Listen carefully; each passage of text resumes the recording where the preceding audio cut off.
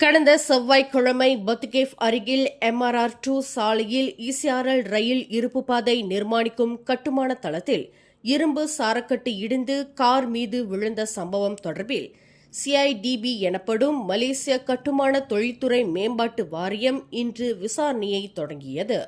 இச்சம்பவத்தில் காரில் பயணம் செய்த ஒரு பெண் அதிர்ஷ்டவசமாக உயிர் தப்பிய போதிலும் கட்டுமான தளத்தில் குறிப்பாக சாலையின் மேல் தளத்தில் இரும்பு சாரக்கட்டு இடிந்து விழுந்ததற்கான காரணத்தை ஆராய்வதற்கு அதன் அதிகாரிகள் விசாரணையை தொடங்கியிருப்பதாக பொதுப்பணித்துறை அமைச்சர் டத்தோஸ்ரீ அலெக்சாண்டர் நந்தாலிங்கி தெரிவித்தார். விசாரணை முடிவுறும் வரையில் MRR2 சாலையின் மேல் பகுதியில் மேற்கொள்ளப்பட்டு வரும் அனைத்து கட்டுமான பணிகளும் நிறுத்துவதற்கு உத்தரவிடப்பட்டுள்ளதாக அவர் குறிப்பிட்டார். மேலும் செய்திகளை தெரிந்து கொள்ள கீழே இருக்கும் பெல் பட்டனை அழுத்துங்கள். உங்கள் மகிழ்ச்சியை வெளிப்படுத்த லைக் மற்றும் ஷேர் செய்யுங்கள். தொடர்ந்து திசைகளோடு இணைந்திருக்க சப்ஸ்கிரைப் செய்யுங்கள்.